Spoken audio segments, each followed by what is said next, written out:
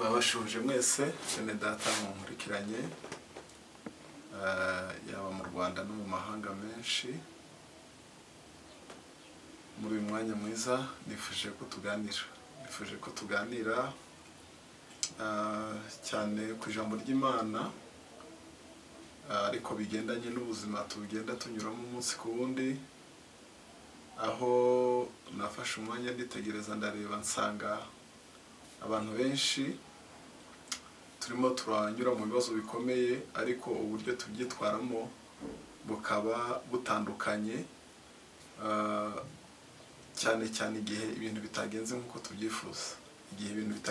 tubyifuza, igihe tutabonye ibyo dushaka, igihe tutageze ku ntego zacu, igihe inzozi zacu zitaciyemo. Uburyo tubyitwaramo abantu benshi ntabwo babyitwaramo kimwe. Abenshi ubuzima busa n'ubuhagaze, abandi bagata umutwe, abandi bagahagarika gukora ibyo bakagombye gukora, mbese bikaba iherezo ry'ubuzima bwabo. Rero muri iki kiganiro tugiye kuganira, ndagira ngo uze kungukiramo uburyo ugomba kwifata igihe ibintu bitageze nk'uko ushaka, igihe utageze ku nzozi zawe, igihe utabonye icyo umutima wawe wifuza. Cyane cyane ngira ngo nkubwire ngo ntabwo aba ari ryo herezo ry'ubuzima. Bongereza bakunze kuvuga ngo fail is not final. Ni ukuvuga uyu munsi watsindwa, ariko ejo ubuzima bugakomeza kandi ukagera ku cyo washakaga. Uyu munsi wabura, ejo ukabona. Uyu munsi warira, ejo ukaririmba. Uyu munsi wakwangwa, ejo ugakundwa. Uyu munsi byakwanga, ejo bigakunda. Ntabwo rero ugomba kwemera ngo ubuzima bwawe bupfe kubera ko utabonye icyo washakaga. Ndagira ngo nkubwire nshuti yanjye ko atari ko bigomba kugenda. Ndagira ngo twifashishe ubutumwa bwiza mu gitabo cya Habakuki, igice cya 3 umurongo wa 17 ngeze ku wa 19. Biravuga ngo naho umutini utatoha n'inzabibu ntizera imbuto, bagahingira ubusa imyelayo, n'imirima ntiyere imyaka, n'intama zigashira mu rugo, n'amashyo akabura mu biraro, nta kabuza ko nishimana Uwiteka nkanezererwa mu Mana y'agakiza kanjye. Uwiteka Yehova niwe mbaraga zanjye, ibirenge byanjye abihindura nk'iby'imparakazi, kandi azantambagiza aharengeye hanjye. Imana yacu ishimwe cyane. Nifuze ko tuganira cyane uburyo cyangwa uko twitwara igihe ibintu bitagenze uko tubishaka, uko twifata. Ariko ngira ngo nkubwire ngo ngende Pastor Muhire Faustin, urimo kuganiriza igihe ibintu bitagenze nk'uko ubishaka, wifata ute, witwara ute. Nk'uko nabibabwiye, numvishe ngomba kubaganiriza no magambo cyane cyane bitewe n'ibihe turimo tunyuramo. Ibihe turimo tunyuramo ni ibihe bigoye, ni ibihe by'intambara, ni ibihe biruhije. Imiryango myinshi irarira, ugeramo ugasanga abantu ntibabanye neza, umugabo n'umugore ntibabanye neza, ababyeyi n'abana ntibabanye neza, mukazana na nyirabukwe ntibabanye neza, imiryango iraryana, ibihugu ni intambara, mbese indwara z'ibyorezo, intambara zitandukanye, ugasanga abantu batakaje ibyiringiro by'ubuzima bwabo. Ese igihe ibi bintu byose byakugwiririye wifata ute? Ese niryo herezo ry'ubuzima? Ndagira ngo nkubwire ko Imana ijya kukurema yarakuremye, ariko kandi nanone ikuremera icyo ugomba gukora. Icyo ugomba gukora ni ikirenze ibyo wibwira, ni ikirenze ibyo byakunanira ukumva ubuzima burahagaze. Umugambi w'Imana njya nkunda kwivuga, urenze gushaka, urenze kubaka amazu, urenze kubyara, urenze gucuruza, urenze kwiga ukaminuza. Iyo tuvuga ngo ubuzima bwubahisha Imana, kuko n'icyo Imana yatuzanye hano muri iyi si ni ukuyihesha icyubahiro. Igihe wananiwe guhesha Imana icyubahiro, wenda no gupfa wavuga ngo nipfire kuko uba wananiwe pe. Ariko ntabwo iyo wananiwe business ntabwo bivuze ngo wananiwe, kuko ibyo Imana yakuremeye birenze gucuruza. Reka nigarukire cyane cyane igihe ibintu bitagenze uko dushaka, twifata dute? Twifata dute? Twifata dute igihe ibintu bitagenze uko dushaka?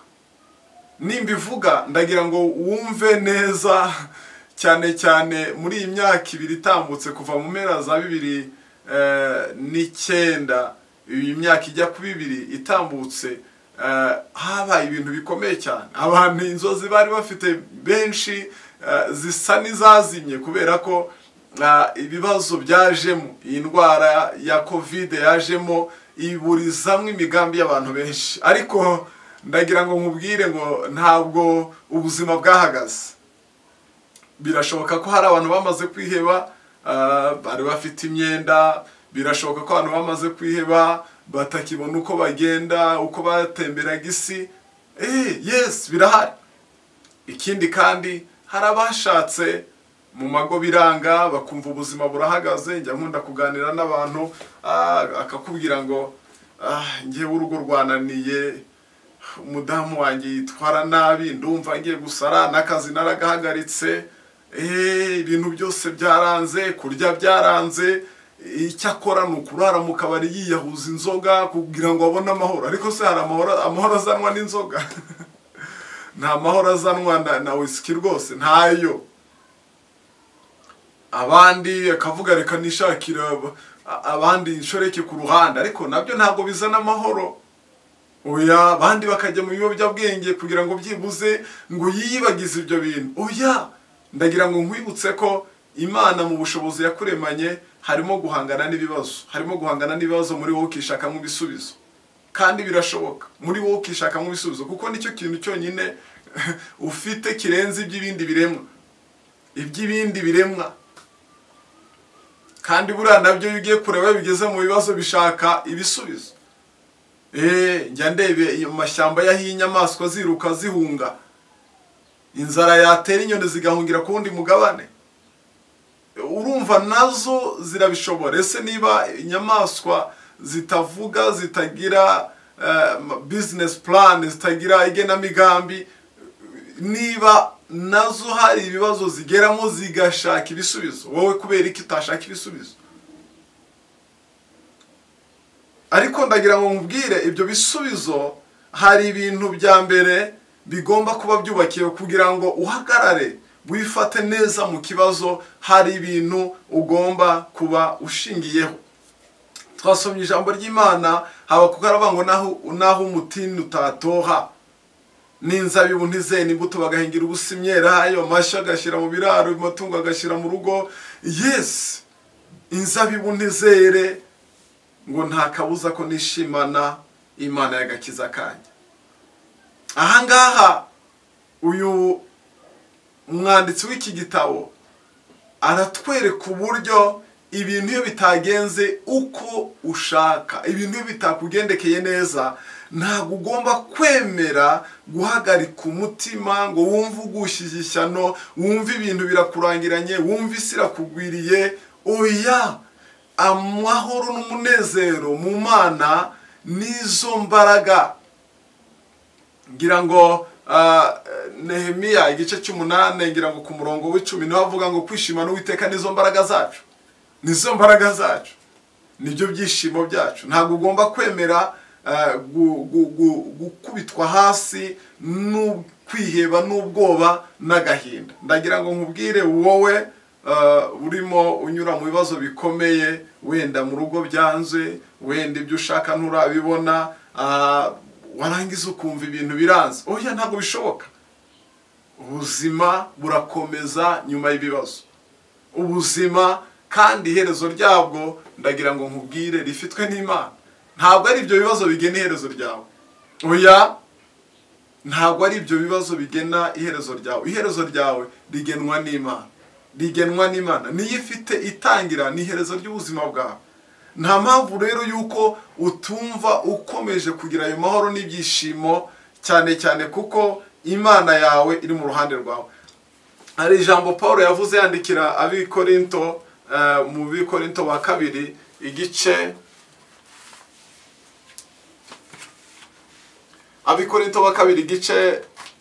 cya 4:8 ngo dufite amakuba impande zose ariko ntidukuka imitima, turashobewe ariko ntitwihebye. Dufite amakuba impande zose ariko ntidukutse umutima. Ese kukavuga rino jambo ngo ntibakutse umutima, ngewe ubaganiriza maze imyaka 10, uyu wa 11 twatangiye ntiturabyara. Abantu benshi twashakiye rimwe bakabura urubyaro. Ndagira ngo nkubwire benshi amago yarasenyutse. Abandi bashatse inshoreka, abandi bagiye kubyara hanze, abandi bagiye mu bapfumu, abandi bavuye ku Mana barayanga baravuga ngo Imana yatwimye abana ni ingome, ntabwo tugomba.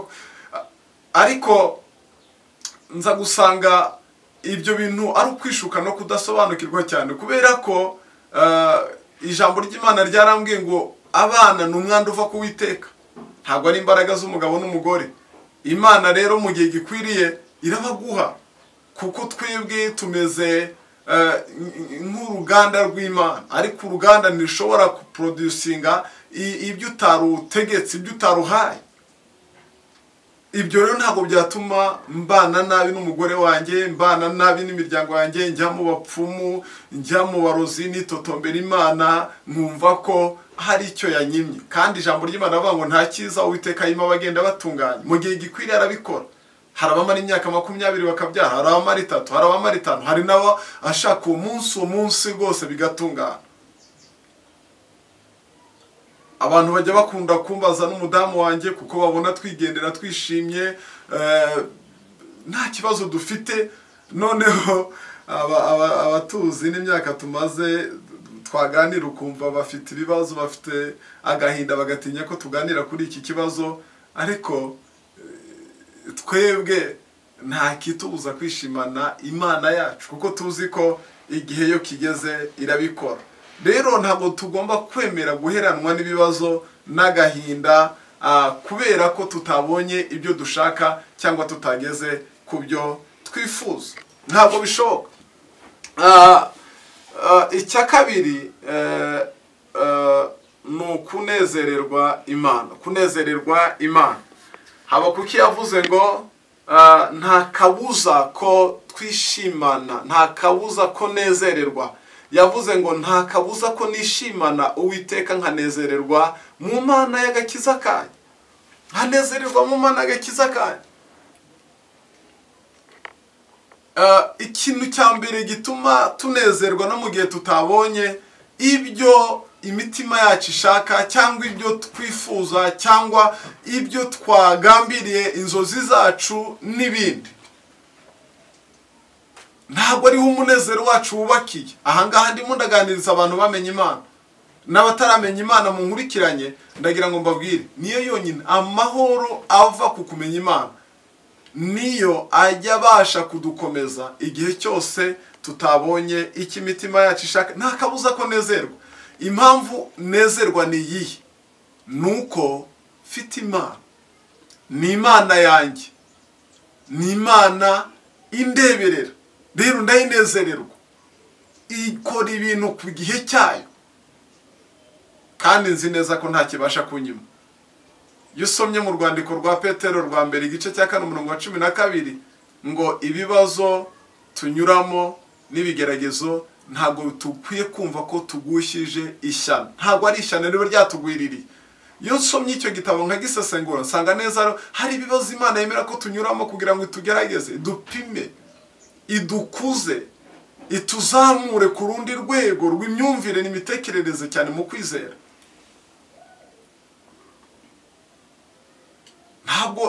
Ntabwo tugomba kubyemera. Nta kintu na kimwe ugomba kwemerera ko gitwara umunezero wawe. Kubura urubyaro, kubura amafaranga, erega ibi ni ibintu biza kandi Imana ye yabizanye, nta no kubyibuka. ariko inshuti zanjye ntabwo nzi ibyo urimo unyuramo muri aka kanya, ariko naranarije cyane benshi muri kino gihe business zabo zaraguye. Ibigo byinshi bikomeye abari bafite amafaranga bacuruza ubucuruzi buciriritse barayariye barayamara, bandi bari mu mazu, ba nyiramazu birirwa bababwira ati mushake iyo mujya muduha amazu yacu rwose nayo muturimo muyagumane, icy'ingenzi muduha amazu yacu. Birashoboka ko urimo unyura muri ubwo buzima, cyangwa urimo unyura mu buzima bw'uburwayi, wabuze amafaranga yo kwivuza, imiti barakubwira ngo izava hanze, cyangwa bakakubwira ngo ikibazo cyawe cyakemuka uko ugiye mu Buhindi, South Africa no mu Burayi, nyamara wareba hirya no hino ukabura uko wabigenza. Ndagira ngo nkubwire ikigomba kukunezeza ni kimwe, ni ugutahura ko urukundo rw'Imana rukugose. Umuririmbyi yaririmbye aravuga ngo muri iyi si huzuye imiruho n'amahane, kandi ibyo nkeneye byose simpera ko mbibona, ntabwo ariko mbibona. Ariko ikintu ugomba kumenya cya mbere, Imana iri kumwe nawe. Abongereza bayita ngo ni omnipresent, ni Imana ibera hose icyarimwe kandi izi ibibazo byawe. Rero kunezererwa Imana nicyo kintu cya kabiri ugomba gukora igihe cyose utabonye icyo ushaka, kuko niryo banga, ni nacyo gituma Imana ikora. Ni ukuvuga igihe utemere guheranwa n'agahinda, ugakubita ubwoba hasi, amaganya ukayakubita hasi, wowe icyo ukora, nezererwa Imana, shaka Imana. Aha niho handi Yesu yavuze ngo dushaka ubwami bw'Imana no gukiranuka, ibindi byose tuzabyongererwa. Niba wabuze, wa mugani ko bidasaba amafaranga, oya ntabwo bisaba amafaranga. Kunezererwa Imana, kunezererwa Imana, ubundi ijuru rigatarama rigakora ibintu n'ibitangaza, wabikora rwose, wabikora. Nose kurara amajoro ujya mu bapfumu bakakuraza wambaye ubusa, cyangwa bakagutuma inkoko y'ibara rimwe, ihene n'ibindi, abandi ngo bajya bararwana n'inzoka, abandi babaha ibintu bakenyereraho, abandi babategeka ibyo bisasira. Ibyo se kubikora kandi rimwe na rimwe ntibigukorere. Kunezererwa Imana, just bwira Imana ngo Mana, ibi nubwo ntabibonye ndagushimira kuko uri Imana yanjye kandi urampagije. Muri 108 mu gitabo cy'indirimbo z'abakristo b'abarokore ba Pentecoste haravuga ngo ngende umukristo, icyo ni ikintu gihumuriza umutima wanjye, kikanyibagiza ibyago byose, nkumva nduhuwe n'Umwami Yesu. Icya gatatu ugomba gukora igihe ibintu bitagenze uko ushaka, ni ukwizera. Impamvu twizera ni iyi. Yusomye muri Yeremiya 29:11 haratubwira ngo ibyo nibwira kubagirira ni byiza. Tugomba kwizera ku Imana ibyo yibwira kutugirira ari byiza. N'igihe turi mu bibazo tubona ibintu bitagenda neza, erega ntabwo ibi tuzabivuga ari uko ibintu byagenze neza. Tugomba kwereka isi yuko dufitiye Imana icyizere igihe ibintu bitaragenda neza, kugira ngo nibiza bazamenye ko ari Imana koko yabayizera. Nabahaye urugero rwanjye, n'uyu munsi ndacyizeye ko Imana izampa urubyaro. Ndacyarutegereje nihanganye, mfite umunezero, mfite ibyishimo. Ntabwo mbona ababyaye ngo ngire ishyari, ntaho tugira ngo baduhishe abana babo, oya. Abababonye dufatanya nabo kubyina no gushimira Imana, natwe tukavuga ngo Mana urakoze kuko ubikoreye kanaka, turabizi natwe mu gihe gikwiriye uzabikora. So ni ukwizera ku Imana ifite imigambi myiza kuri wowe. Paulo yandikira Abaefeso yarababwiye ngo ni Imana ibasha gukora ibirenze ibyo mwibwira n'ibyo mutekereza. 3:20 Abaefeso. Nizera yuko ibi ntafite uyu munsi Imana ibasha kumpa n'ibirenze. Uyu munsi barimo baragusohora mu nzu, uhita wizera mu gihe wabuze ayo wishyura ubukode, vango Imana izampa inzu yanjye. Uyu munsi nta rubyaro ufite, ukizera ko uzabona abuzukuru mu gihe nta kanunu, kuko mbonye ibintu byinshi. Ababaganga benshi babwiye ngo ntabwo mushobora kubyara, bakabyara. Niyo mpamvu utagomba gushingira kuri fact za science, cyangwa ngo barakuroze. Imana ifite imbaraga zo kurogora. Imana ifite imbaraga zo kurema umubiri wawe. Izo ngingo, ayo maserire yapfuye ikongera ikayagira amazima. Niba umuyapani akora imodoka se akagira amapiyese de rechange, Imana niyo muswa. Mu ijuru hariyo piyese de rechange. Izo trompe zawe zapfuye, Imana yazana izindi. So urabyizera. Niba yaravuze ngo uzabyara, uku kwizera rero kubumbiyemo ibintu byinshi. Harimo kwihangana, harimo kumvira Imana, harimo kubaha Imana. Ikigaragaza ko tuyizera nuko dukora ibyo ishaka, nuko tuyikunda, nuko tuyubaha. Ndagira ngo nkubwire inshuti yanjye, igihe utabonye ibyo ushaka, igihe utageze ku nzozi zawe, izera Imana. Izera iki ijambo ry'Imana rivuga, umvira iki ijambo ry'Imana rivuga, kora iki ijambo ry'Imana rivuga. Nurangiza umutegereze, utegereze wumve icyo akubwira. Ndabizi turi mu bihe by'ibihuha byinshi. Iyo umuntu ari mu bibazo yumva ibihuha byinshi. Ugira abajyanama we. Nanjye ndi pasiteri, ariko reka mbabwire, hari umuntu umwe rwose muturanyi wacu, umudamu umwe araza aranyongurira ngo ahantu hari umuganga ashaka kunjyana mu bapfumu. Arantinyuka rwose, ndi umukozi w'Imana. Ariko yamaze igihe akambwira ngo ndagushaka. Namugera imbere akananirwa kumbwira. Igihe kiragera, bwa nyuma arambwira ngo ikibazo ngo ninkubwire ibyo nshaka kukubwira nturi bubyumve, abantu b'abarokore ibintu byinshi mubishyira mu mwuka. Ndamubwira wowe mbwira. Arangije arambwira ati, hari ahantu ibunaka hari umuntu wari ufite ikibazo nk'icyanyu, namujyanyeyo rwose birakemuka, uyu munsi akikiye umwana. Mwakwihanganye nkabajyana. Ni umuganga mwiza. Ndamubaza se ni umuganga umeze ate? Ni uwa Kinyarwanda. Umeze ate? Sanga ni umupfumu. Ndamubwira nti inshuti yanjye, mu ijuru dufite umugabo urenze abapfumu. Ntabwo turagera aho twihebye ku buryo twajya mu bapfumu. Ndagira abantu, iyi si iri mu bibazo, baraza kandi ukabona ari inshuti. Baza baciye bugufi, baza bagufitiye impuhwe, baza bafite akarimi keza, ukagira ngo koko ni urukundo, ariko bashaka kukuroha. Mbonye abadamu benshi basenya amago yabo kubera abantu bitwa ngo ni inshuti zabo, bakabagira inama babereka ko babakunda, bakananirwa kwizera ko Imana ibasha gukora. Imana yatunganya umugabo wawe, Imana yatunganya umugore wawe, Imana yatunganya umwana wawe, Imana yatunganya ibyo bidatunganye. Imana igitunganya ibidatunganye. Rero kwizera ko igufitiye umugambi mwiza kandi ibasha gukora ibirenze ibyo wibwira nibyo watakaje. Uzi ijambo ry'Imana muri Yoweri igice cya 2:25 ngo inzagarura ibyanyu, nzige zariye, nzagarura ibyo mwahombye. Nta kintu na kimwe Imana yareka kugukorera. Icya kane ngiye gusorezaho, ugomba gukora igihe ibintu bitagenze uko ubyifuza cyangwa ubishaka, ni ukwiringira Imana. Ni ukwiringira Imana. Kwiringira Imana ni ukuvuga ngo Mana, rero njye byanze ariko ni wowe ntegereje.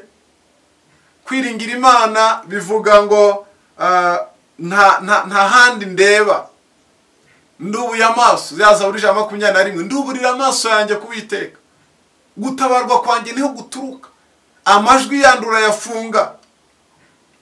Naho byaba gupfa ntago uva kuri iryo jambo. Iyi nicyo bita determination. Uravuga ngo niyemeje, ni Imana ntegereje, ni Imana niringiye. Kandi uku kwiringira kw'Imana Paulo we yakuvuzeho neza ngo ntago kujya gukoza isoni. Kandi urugero turarufite, hari abantu biringiye Imana pe muri ubu buzima bwacu burahari. Nanjye mbabwira ndayiringiye. Ntabwo ndabona abana. Imana impamagara yankuye muri byinshi, mvana mu kazi nkatoroka nkakajyaho, ariko bigeraho iranyumvisha ati wowe ugomba kunkorera. Kandi igitangaje rwose ndayemerera, ngiye gushaka nabwo irambwira izampa umwana w'umuhungu. ni wowe imfura, iyi myaka yose sindamubona, ariko niringiye kuzabikora. Kubera iki? Yobu yaravuze ngo nzi yuko ushobora byose, nta kibasha kurogoya umugambi wawe. Igihe nibyo ni igihe kiratinze, ariko ntikirogoye umugambi w'Imana. Nibyo ntabwo urabona ayo kwishyura, ariko nta kirogoye umugambi w'Imana. Nibyo abana bawe baricaye barangije kwiga ayo kubajyana muri kaminuza, ndagira ngo nkubwire nta kirogoye umugambi w'Imana. Imana yakubwiye umugabo mwiza, none ugeze mu myaka 35, 40 utarabona umugabo, nta kirogoya umugambi w'Imana. Warangije kwiga, ufite za masters, ufite za doctora, ariko ibintu biranga ukamera nkaho utize, ndagira ngo nkubwire just trust God, put your hope in him, mutegereze, mwiringire. Biravuga ngo ntabwo ajya koza isoni abamwiringira. Nashatse kugukomeza, nashatse kukubwira ngo wihangane. Amakuba uri mucamo yaravuze ngo numufashe utabura kuboneka mu byago no makuba. Birashaka ko arawogeze ugahora nibaza no kavuga ati ndabigenza ne. Imiryango ikakubwira ati nubundi ibyo bintu wabigiyemo tutabyemeranyaho. Inshuti zikakubwira ati inshuti yanjye twabanaga ugifite, none uyu munsi wihangane ntacyo tukikubonamo, irwarize. Byakubayeho aho ugira amafaranga ukabona inshuti wayabura ukazibura. Izo nshuti zibaho, kandi ndashima Imana kuko nayo yemera ko abura kugira ngo umenye inshuti nyazo. Wowe ukababazwa nuko amafaranga agiye, ariko Imana iri kukwigisha ko dore abantu wari ufite ntabwo aribo bakundaga amafaranga yawe. Abandi hari abakunda ibyo ngibyo twavuze aho gukunda Imana. Imana rega nayo ishaka tunyura ahantu tugaragaza urukundo tuyikunda. Ariko hejuru ya byose icyo naringambiriye, igihe ibintu bitagenze uko ushaka wifata ute? Icyambere nuko utemera guhagarika umutima ngo uheranwe n'agahinda, ubwoba bukwice wumve ko ubuzima burangiye. Oya, ubuzima burakomeza. Icya kabiri nuko unezererwa Imana. Wikwemera icyo ari cyo cyose gutwara umunezero n'amahoro, kuko amahoro atuma umuntu aramba. Yubuza amahoro urwara indwara nyinshi. Wikwemera rero ibibazo kuza hejuru ibindi bibazo. Icya gatatu nukwizera ko Imana ifite imigambi myiza kuri wowe. Icya kane nukwiringira Imana. Yiringire, niwe muntu wenyine abamwiringira atabakoza isoni. Abagabo bacu, abagore bacu, abana bacu, inshuti zacu, n'abashumba bacu, n'ubutunzi bwacu bishobora kudukoza isoni. N'imibiri yacu dukoza isoni, ariko Imana ntigikoza isoni abayiringira. Rero aho uri mwene data, uri munyura mu bibazo bikomeye, ndagira ngo nkubwire ibi bintu bishyire mu bikorwa, ntabwo Imana izagukoza isoni. Nakubwiyeho gatoya mu buhamya bwanjye, nzagira umwanya wo kubuvuga, ariko nanjye ndacyategereje Imana. Kandi ibi byose uko bibabwiye ndabikora mu gihe ntegereje ko Imana impa abana, mu gihe ntegereje ko Imana yagura ministry yanjye, mu gihe ntegereje ko Imana yigaragaza mu rugo rwanjye. Ntabwo ndemerera Satani kwa nkubita hasi, niringiye gukora ku Imana. Reka ngusengera aho uri, mu bibazo uri munyuramo, mu ntambaro uri munyuramo, Imana iguha imbaraga zo kutemera gukubitwa hasi, zo kutemera gutakaza ukwizera, zo kutemera gutakaza kunezererwa Imana, ndetse no kuyiringira muri byose. Mana, nguhaye icyubahiro, ndagushimiye kubwo kugira neza kwawe. Uri Imana yo kwizerwa ibihe byose. Ntabwo ujya ukoza isoni. Rera uyu muntu uri munyura mu bibazo bikomeye tutabasha kurondora. Yarebye hirya no hino akabura uwamutabara. Arareba urubyaro rwe akikorera amaboko. Arareba urugo rwe akabura amahoro. Arareba mwami imishinga ye yangiritse akabura yakwirwa. Amadeni aramugose. Ibibazo n'intambara biramugose. Mu izina rya Yesu Kristo, yabuze yajya, yabuze uwabwira, yabuze akwirwa. Mwereke kugira neza kwawe. mwereke imbabazi zawe, ndamusabira imbaraga zo gukomera umutima, ndamusabira imbaraga zo kukunezererwa, ndamusabira imbaraga zo kukwizera no kwiringira kuri Imana y'abakwizera kandi udashobora gukoza isoni na rimwe abagushyize mu ibyiringiro. Mu izina rya Yesu ndakubita hasi intambara zose ku buzima bwe, ndakubita hasi iminyururu yose ku buzima bwe, amarembo y'umugisha nakinguke mu izina rya Yesu Kristo. Urakoze kumva gusenga, urakoze kuremya igitangaza, niko nsenze nizeye mu izina rya Yesu, amen. Biratungana.